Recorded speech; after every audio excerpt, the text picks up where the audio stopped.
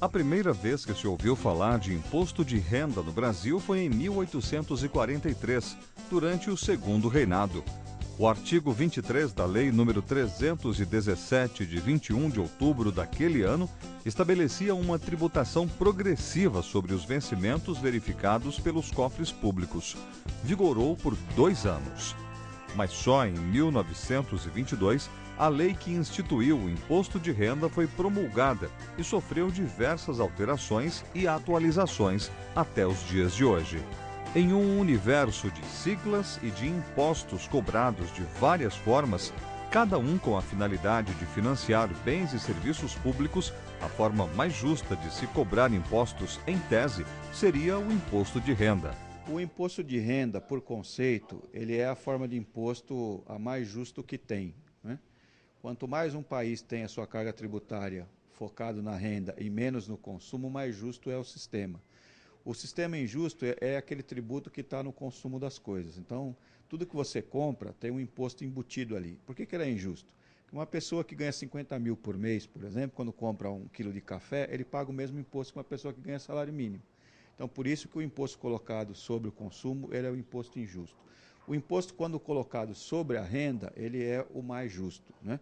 Porém, o Brasil tem uma tabela de imposto sobre a renda que nós chamamos de regressivo. Quer dizer, as pessoas que ganham pouco têm um peso muito forte da carga tributária, e as pessoas que ganham muito, a tabela é generosa com ela.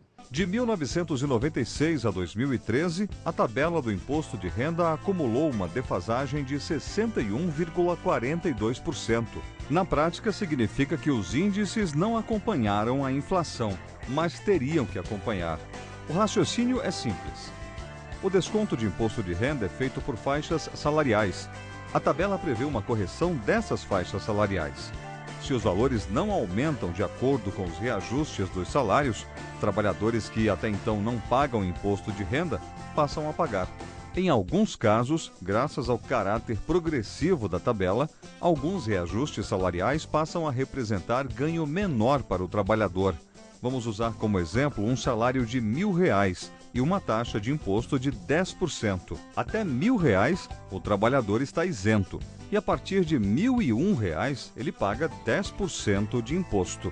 Se ele tiver um aumento de 10% no salário, passa a ganhar R$1.100 e começa a pagar impostos. Vamos lembrar que a tabela de cobrança do imposto de renda não teve aumento. R$1.100 menos 10% de impostos equivale a menos R$110 no salário.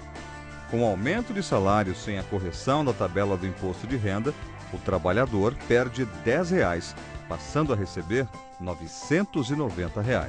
Com isso, quem ganhava menos e teve um aumento de acordo com a inflação, passa a ter que pagar o imposto de renda. O mais justo seria os valores estabelecidos pela tabela terem a mesma correção do salário. A discussão da tabela do imposto de renda, ela vem sendo feita todos os anos pelas centrais sindicais, porque nós temos acompanhado perdas na correção da tabela desde 1996. Elas se acumulam de 96 a 2013, 61,42%. Pela tabela atualizada, os trabalhadores que ganham, as pessoas que ganham até R$ 1.787 e alguma coisa, estão isentas. Se não tivesse havido perdas nesse período, a isenção seria para os trabalhadores que ganham até R$ 2.885. Isso é muito significativo.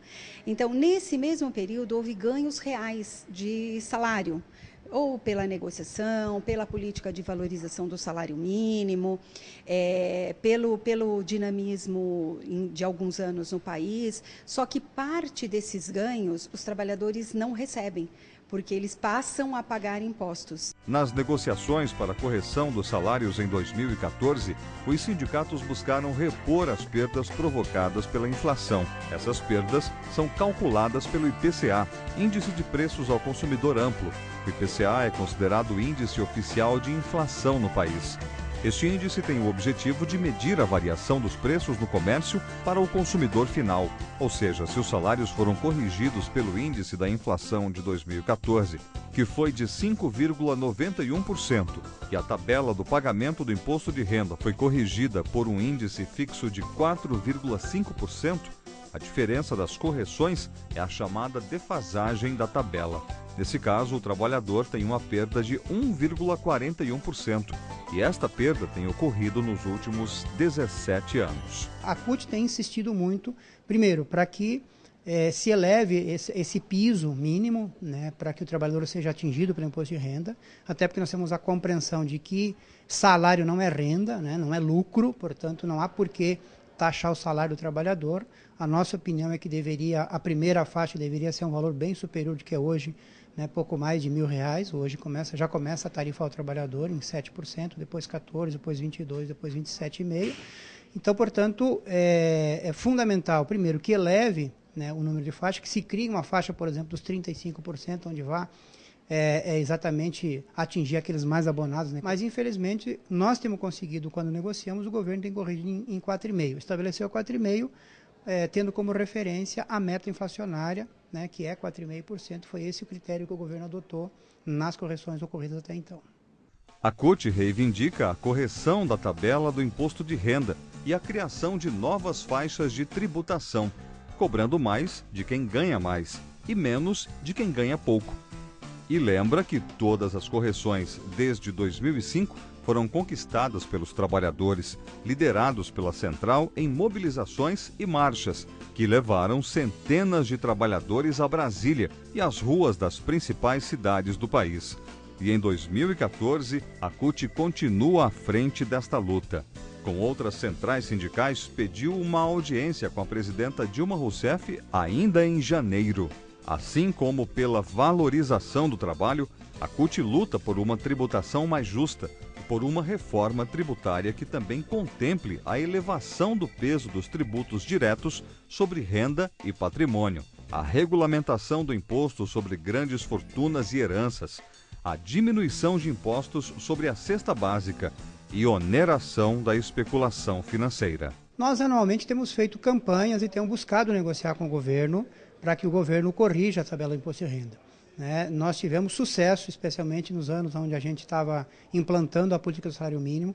Era uma pauta que andava junto, corrigia o salário mínimo e corrigia a tabela do imposto de renda. E agora, novamente, não está tendo correção. Evidentemente que nós estamos com uma mobilização para abril e estamos abrindo uma agenda com a presidenta da República ainda para janeiro. Já pedimos essa agenda com a presidenta e esse ponto vai estar na pauta com a presidenta, vai estar na pauta com o governo. Então, o que a CUT defende? Primeiro, nós temos que ter uma nova tabela, com mais alíquotas, que pode partir de 5%, 10%, 15%, e evoluindo conforme a renda, até chegando em altos salários, até ter um desconto ainda maior do que a tabela atual. Além da tabela ser corrigida, né, tem que ser corrigida ano a ano pela inflação, porque senão o aumento da carga fica ainda maior se não corrigir. Nós precisamos ter uma nova tabela, uma tabela que de fato seja progressiva, né?